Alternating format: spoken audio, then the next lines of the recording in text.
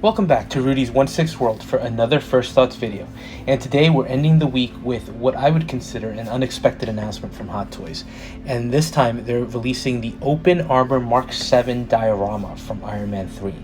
And now this is a piece they actually teased back in 2014 or 2015, so it was something that I thought had been relegated to the oblivion of shelved Hot Toys releases. So let's look at this piece because it's an interesting release for them.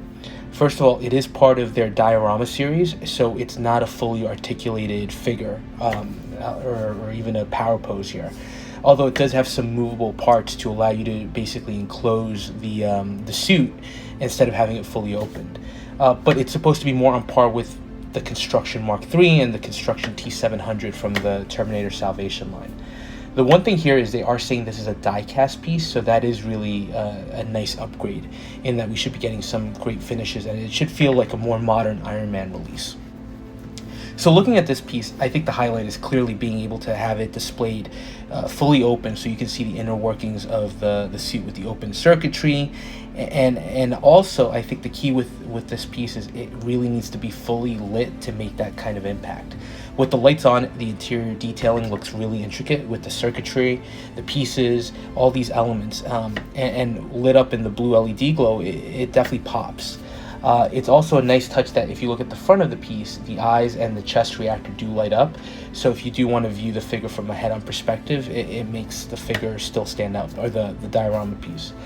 The other big plus with this piece is that it is USB powered, and per the specs on the Hot Toys release, you could choose to connect the figure directly to USB, or it can be lit through the base. So either way, you don't need batteries, which is essential for this diorama element. This is like Ultron, where just having the armor is okay, but you don't get the full impact unless you do have it lit up, and USB power is 100% the way to go. The base is also good, although it does seem a little large, and I believe it's supposed to be representative of Tony's workshop in the movie. Is it scene specific? No. Or scene accurate? No, but it's okay. It's nothing jaw-dropping here. And then obviously the suit itself, as mentioned, is die-cast, and the paint apps are done really well with the Hot Toys weathering we've come to expect.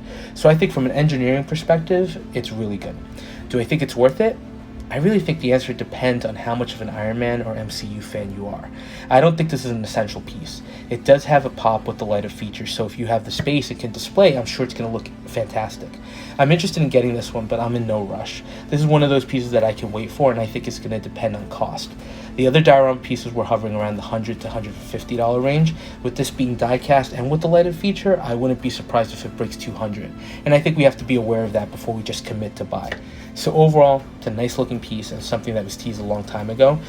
So it's interesting to see Hot Toys go back to actually release this. But it does feel like they're continuing to find ways to milk that Iron Man IP, which has been fairly lucrative for them. Is that a bad thing? Not necessarily. So what do you think of this announcement? Are you interested at all, or is this another case of being too late to the party? Let me know. And if you're enjoying the content, please go ahead, like, comment, and subscribe, and we'll touch base on the next video.